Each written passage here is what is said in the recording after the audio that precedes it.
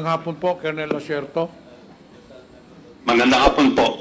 Kanina, nag-interpolate yung isang kolega ko rito. May binanggit ka na may patong sa ulo mo na 50 million pesos. Hindi po ba? Opo. Sa tingin mo, Colonel Asierto, bakit naisipang mong nasabi mong meron kang patong sa ulo mo na 50 million pesos? During po nung hearing sa Blue Ribbon, lumabas na po yung informasyon na yan na meron na pong patong yung ulo namin. Kami po ni Director Pardo. At talo na nung lumabas yung matrix laban sa amin, na ako yung nasa taas, na nasa baba sila Director Pardo at Lito Perot at Jerry Liwanag, mga iba pang kasamahan namin. So, noong pa po, yung hearing pa lang po ng Senate sa Blue Ribbon, meron na pong patong yan. Sa tingin mo, Colonel Asierto, sinong may pakana na patungan yung ulo mo ng 50 million pesos? Si Presidente Duterte po, saka si Bongo. Sa anong rason po na plano kang ipaligpit? Dahil po dun sa ginawa kong report, na-discover ko yung kanilang koneksyon kay Michael Yang saka kay Alan Lim, kay Lin Wenxiong. Okay, Colonel Asierto, gaano ka nakatagal sa serbisyo nung nandun ka pa? Nagsimula po ako as cadet, 1984. Graduate po ako 1989. So, ganun po kahaba ang aking pagsiservisyo po. Kailan kayo na-introduce? Hanggang kailan anong taon kayo hanggang nagserbisyo? Hanggang 2018 po. According to the reports, kayo po ay na-dismiss sa serbisyo? Opo, dahil po doon sa AK-47 na ibinibintang sa akin na ako nag-smuggle at ako nagbigay sa NPA. And marami din ang nag-akusa sa inyo, may mga nag-file ng kaso po sa inyo. Totoo po ba yun? Ang nag-file lang po ng kaso sa amin yung tungkol diyan sa magnetic lifter na inimbestigahan namin. Kilala niyo po ba si Jimmy Guban? Opo. Siya po yung aking kinakausap o counterpart sa Bureau of Customs.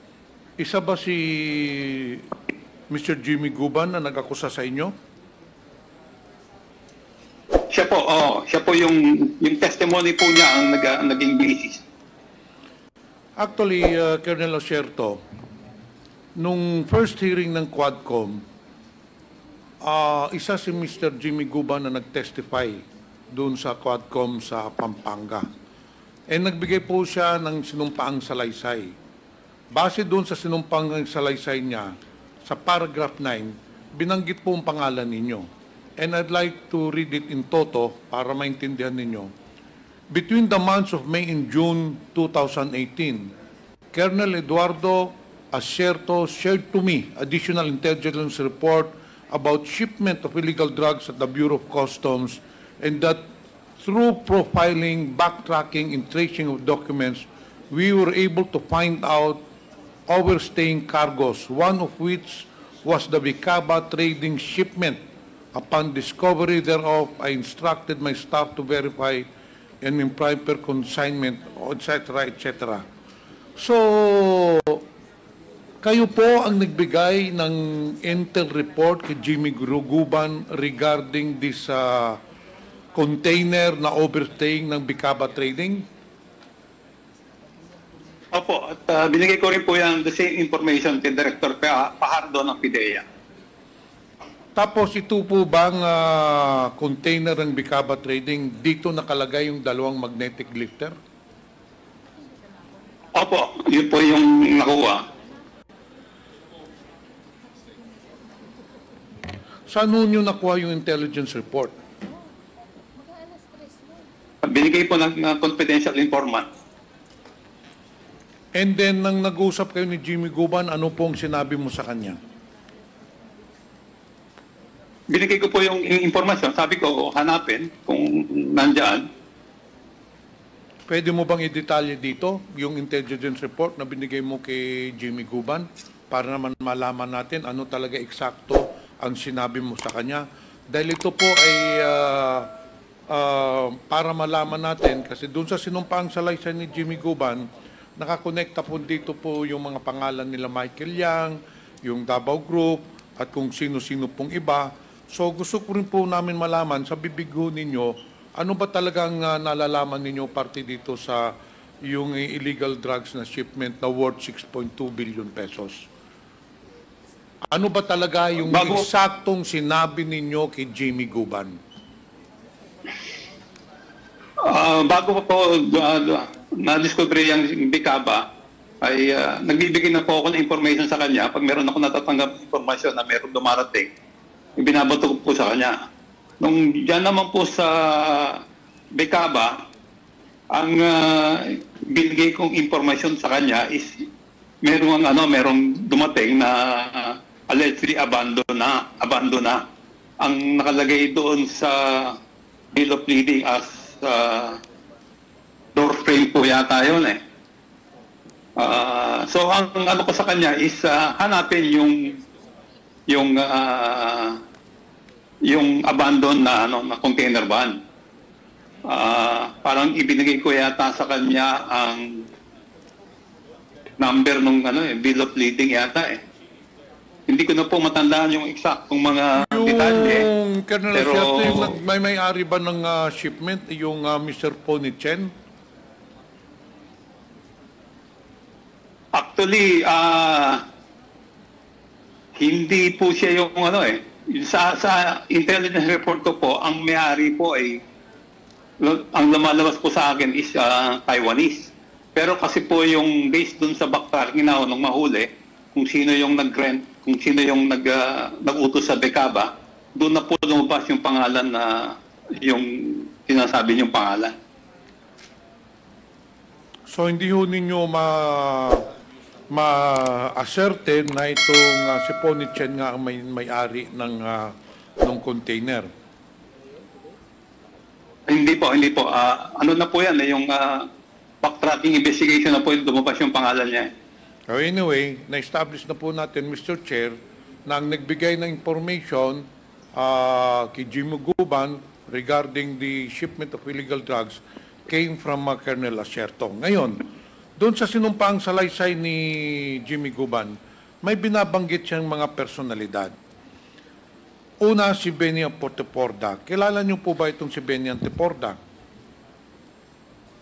Nag-meet po kami ni Benny Antiporda nung nagsisimula na po yung Blue Ribbon hearing sa Senado.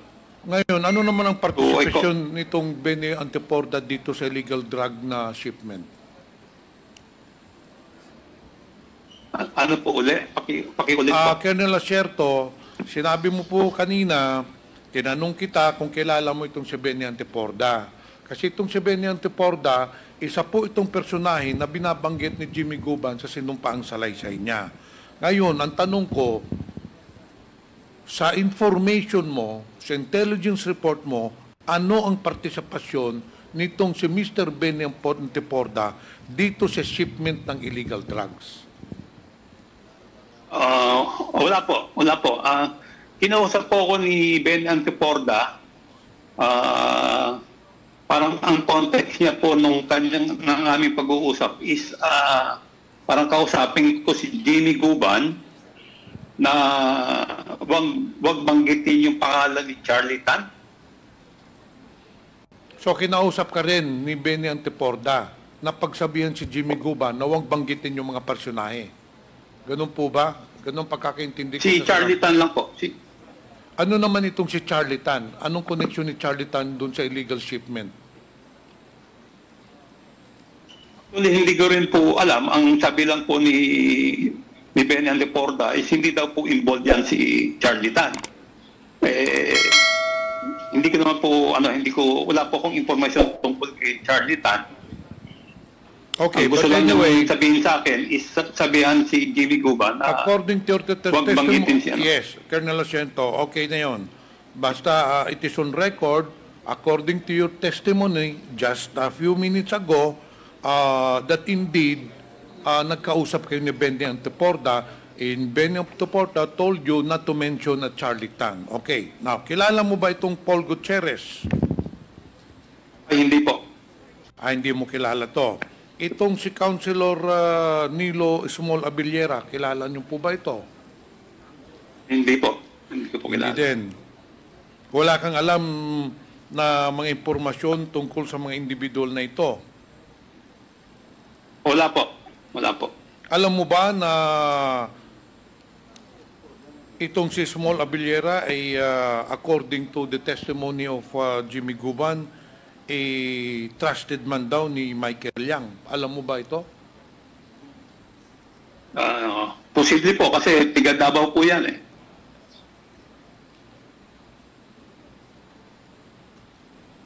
Meron po bang sinabi sa iyo si Benny Anteporda? Aside from doon na wag banggitin si Charlie Tan, meron pa ba siyang sinabi na ibang personahe na wag banggitin? Wala na po. Yun lang pong si Charlie Tan lang po nabanggit niya. Sigurado kayo na wala namang yung pampangalan kasi sa sinumpaang salaysay ni Jimmy Guban, merong mga personahe from Davao na pinagbantaan si Jimmy Guban na wag banggitin to anyone or during the Senate Blue Ribbon Committee hearings na wag banggitin para hindi may konekta yung mga pangalan nitong mga tao doon sa illegal drug shipment. Hindi ba sinabi si Jimmy Porda sa iyo? Wala po. Si ano lang po ang nabanggit pa. Si Charlie Tan lang po. So in short, talagang yung information lang na binigay mo kay Jimmy Guban was regarding the container that has been overstaying in that area, then doon na nagsimula ang mga ikangang paghuli ni Jimmy Guban doon sa illegal drug shipment. Di po ba? Opo. Okay, Opo, Jimmy. opo. Tama po yan. Andito si Jimmy Guban ngayon. Jimmy, pinapatunayan mo ba yung sinasabi ni Colonel Asierto na siya ang nagbigay ng intelligence report sa iyo na merong overstaying containers doon na naglalaman ng mga illegal drugs? Yes, Your Honor. Marami kaming tatlo po, nila Colonel Fardo ng PDEA. Nanggaling po sa kanilang informasyon, sa custom sides ako po ang nagtrabaho. Okay, after nung natanggap mo yung impormasyon kay Colonel Asierto, ano na ang ginawa mo, anong hakbang ang ginawa mo para mahuli yung illegal drug shipment? Your Honor, we started profiling. Nag-backtrack na po kami lahat ng mga records, ng files namin. By the way, Your Honor, pwede ko pang batiin si Colonel Asierto? Sige, Mr. For 6 Chair. years, sir.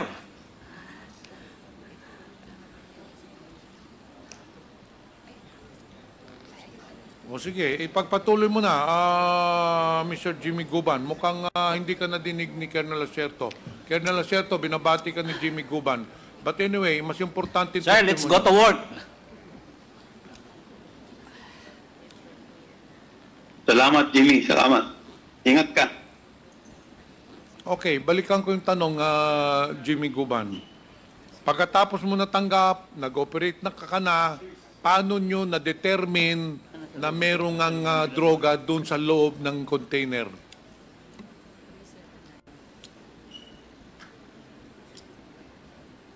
Iyak na. Iyak na. Iyak na.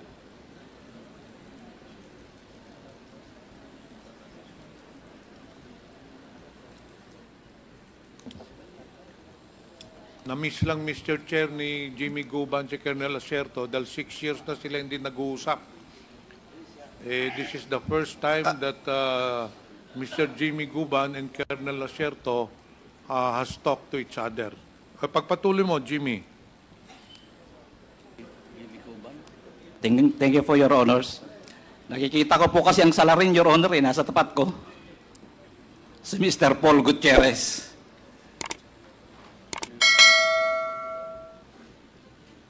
Pagpatuloy mo na yung kinikwento mo kanina, paano Your nyo Honors, thank you, nalaman na merong droga doon sa Mr. Chairman. dalawang container? Mr. Chairman, with the indulgence of Congressman Johnny Pimentel, ano lang, kasi nag-ano lang ako, nagtataka lang ako bakit siya umiiyak. Anong reason ba't ka umiiyak, Jimmy Guman? Dahil ba sa panahon na ipinagkanulo mo si, ano? Si, No, Your Honor. Galit po at tuwa. Dahil kaming dalawa pareho pang buhay. Hindi po dahil sa pagkanulo, kundi dahil sa sindikato, sa mafia ng Davao, Davao Mafia, na kami ang biktima. Pasalamat po kami sa Diyos dahil pareho kaming buhay. Si Colonel Pardo po namatay. Si Captain Perote. Si Agent Hernan Abarrio, kasama ko sa customs, patay. Dalawa rin ang namatay sa akin. Sa kanya, ilan ang namatay? Dahil po dyan, sa Davao Mafia, and their purpose to save the Queen in order to become the next president. That is how, ganun nila ginawa.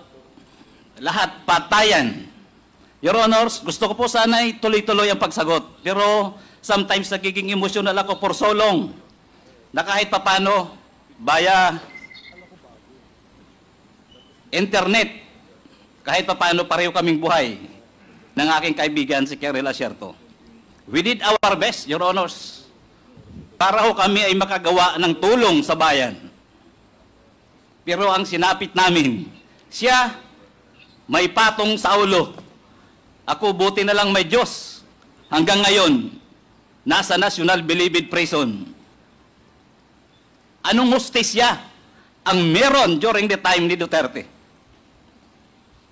Anong merong laban sa droga kung ang pinoprotektahan? Sorry po, Your Honor. Ilabas ko lang po muna konti. Kagalang-galang pong Senator at the Chairman. Jimmy, Congressman. Jimmy, paalala lang kasi hindi ito yung venue para maglabas ka kung anumang sama ng loob meron ka, no? Itong venue na ito ay venue kung saan ang mga katanungan ng ating mga kasamahan ay maring mong masagot. We will give you the time kung ikay matanong tungkol dito sa iyong damdamin tungkol sa isyong ito at the appropriate time. Thank you, Your Honor. Medyo natuwa lang po ako dahil kahit paano nakita kong buhay na buhay si Colonel Lasierto. Okay, sige, And we are salamat. both alive. Thank you for Your Honor. I may Congressman apology, Your Honor. Pimentel, Thank you, please Mr. proceed. Chair. Balikan natin yung tanong ko, Mr. Guban. Kanina binanggit ni Colonel Lasierto na siyang nagbigay sa iyo ng intelligence report regarding doon sa shipment ng Bicapa Trading. Pagkatapos ng intelligence report, ano ang ginawa ninyo? Your Honor, ang nag-implement po niyan ay joint ng PDEA at saka ng Customs. In fact, witness din po doon si Colonel Lasierto. Si Colonel Pajardo, then Director ng National Capital Region ng PDEA, nag-exchange po kami ng mga information together with Colonel Lasierto. Then I do my homework also on my part as CIS Intelligence Operative ng Bureau of Customs. So lahat po ng files, naghanap kami, nag-backtrack, kung ano po ang trabaho namin as Intelligence Operative sa Bureau of Customs. Hanggang po sa bandang huli, na totally na pinpoint namin at nalaman namin na talagang yun na yung binibigay na information from Colonel Asierto's asset. Yan na po hanggang sa in-identify. If I will be given a chance po, Your Honor, may mga supporting documents po ako dito to prove na talagang yan po ay nahuli namin. Trinabaho po namin at nagsakripisyo po dyan ng buhay. So, isa po yan na sa mga pinapakiusap niya na kargamento, pati po yung mga missing containers at saka pati po yung ibang mga nahuli sa warehouse. Missing containers at saka pati po yung ibang mga nahuli sa warehouse. Sabi mo, Mr. Chair, Guban, na maraming hinihiling sa iyo ni Small Abrera na may ipapasok na mga kargamento. Kasama na itong ilang container van ba ito? Isang container van lang? Isa lang po, Your Honor. Recording in progress. Isang container van lang. So, pero ito na nga yung binabanggit niya. Isa po yan, Your Honor. Okay, so nung na-identify na ninyo yung container van, ano na nangyari? Did you report it to PIDEA para gumawa ng control delivery? Siyempre, binigyan ka ng information ni Colonel Asierto, binerify ninyo yung container van. Anong sunod na hakbang na ginawa ninyo? Gumawa po kami ng report, Your Honor, together with PIDEA. In fact, nandun po lagi sa office ko si Intelligence Officer Bagawi. Your Honor, if I be given time, may dala po ako dito na pirmado po namin ni Bagawi yung ibang mga reports tungkol po dyan sa tinatrabaho naming before, hindi pa magnetic lifter. Basta yun yung subject po namin. Siguro on another occasion because we will have a next hearing next week, Mr. Chair. Sa pagka-ngayon, marami pang mag-interpellate. But anyway, after nung identify mong container van nyo, coordinated with PIDEA, ano nang sunod na nangyari? Hanggang sa, Your Honor, inaprobahan na po yung aming request through the Deputy Commissioner for Intelligence ng Bureau of Customs. Inaprobahan na po ni Commissioner na ibaba, buksan ang container number na yun na ni-request po namin dahil natapos na po namin ma-develop doon po sa Manila International Container Port. And that was also the time, Your Honors, na inorderan si Collector Bakiran para isaayos yung container na yun na may lamang magnetic lifter. So, kailan nyo binuksan yung container van? Kung di po ako nagkakamali, Your Honor, that was August 7, 2018. Pero sa pagkakaalam ko, hindi ba dinalan nyo sa warehouse yung container van? No, Your Honor, sa loob po mismo ng custom po yan hinuli. Hindi po yan nakalabas. Okay, so hindi na nakalabas. Opo, Your And Honor. then after that, you did your investigation and then you filed cases. Your Honor, turn over na po namin sa PIDEA during that time. Sila na po nun kasi wala na po sa amin ang trabaho nun. Trabaho na po ng PIDEA. After po ng interception, after ng apprehension, nasa PIDEA na po ang kamay. Pati po yung pag-inventaryo ng illegal na drogang shabu. Pero hanggang ngayon, Mr. Jiguman, Mr. Chair, sino ba talaga ang nagpasok nitong illegal drug shipment na ito under Bicaba Trading? Your Honor, based on the reports, even in my affidavit, Your Honor, in my last testimony, Hernan died or nilaso nila, sabi nila mismo, nung itsikwa at kasama ni Bidasto Cabral Barakel, ni Loquigan, ni Katipan,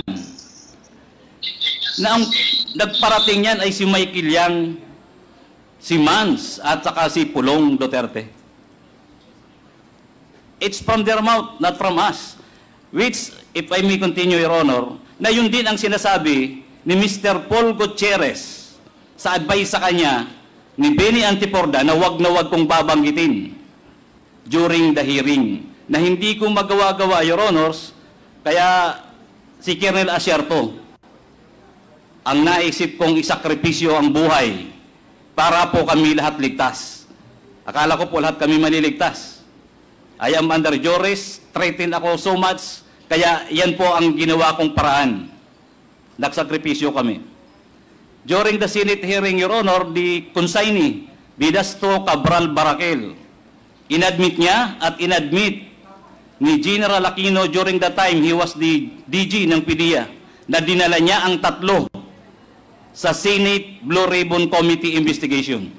Then after that, nawala na yung tatlong umaming may-ari.